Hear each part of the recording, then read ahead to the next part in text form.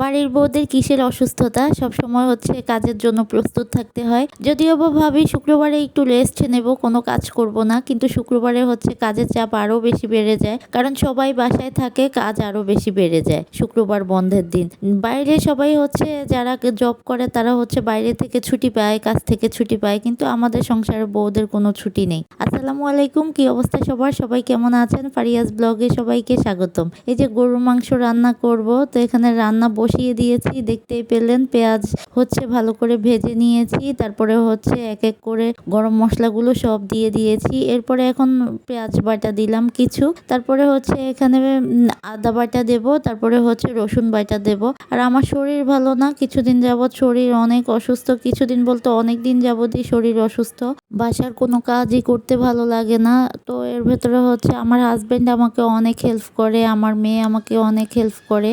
আমার মেয়ে হেল্প করলে, ও ছোট মানুষ যা পারে তাই করে, আর আমার হাজব্যান্ড তো জব করে, বাইরে চলে যেতে হয়। তো আমার আসলে শরীর অনেক খারাপ, কোনো কিছুই করতে ভালো লাগছে না। ডাক্তার দেখাইছি, চিকিৎসা চলতেছে, কিন্তু প্রতিবেলা প্রচুর ওষুধ খেতে হয়, দাঁড়াতে পারি না, সমস্যা হচ্ছে এটাই। আর হচ্ছে এই যে ঠিক এই সময় হচ্ছে বুয়া নেই বাসায়, বুয়া কাজ ছেড়ে দিয়েছে। কি একটা অবস্থা বলেন, বুয়াদেরকে আর কি বলবো, বুয়াদের কথা বলে তো আর লাভ নেই। তো কথা বলতে বলতে এই যে আমি মাংস বসাই দিছি, মাংসগুলো আমার কষানো হয়ে গেছে, আর এখানে হচ্ছে আলু দিয়ে দিছি। আলু না দিলে তো চলবে না, আলু দিতেই হবে। তো আমি একটু একটু এখানে ভিডিও করে নিয়েছি, আমার মেয়ে ভিডিও করে নিয়েছে, আমি একটু একটু রান্না করছি, আর এসে হচ্ছে রুমে এসে বসে থাকছি, আমার মেয়ে একটু দেখছে, এভাবে রান্না করছি।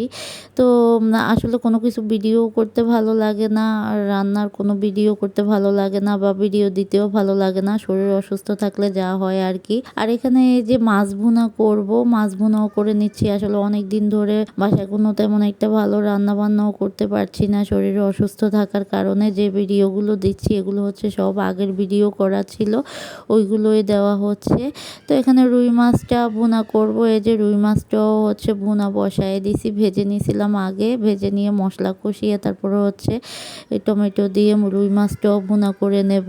টমেটোর সাথে হচ্ছে রুই মাছটা একটু নেড়ে চেড়ে কষিয়ে নিচ্ছি, বেশি কষাবো না, তাহলে টমেটো গলে যাবে। তো এই তো ঝোলের জন্য পানি দিয়ে দিয়েছি কষানো হওয়ার পর। এখন একটু নেড়ে চেড়ে হচ্ছে ঢাকনা দিয়ে ঢেকে রেখে দেবো, এই যে কিছুক্ষণ পর।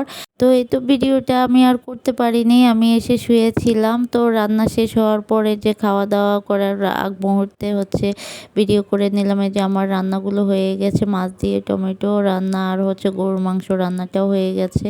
দেখেন কত লোভনীয় হয়েছে। তো ভিডিওটা ভালো লাগলে সবাই লাইক কমেন্ট করে পাশে থাকবেন, আর সবাই আমার জন্য দোয়া করবেন। আপনারা সবাইও সুস্থ থাকবেন, ভালো থাকবেন। প্রচুর গরম পড়েছে, বেশি বেশি করে শরবত খাবেন। তো আল্লাহ হাফেজ।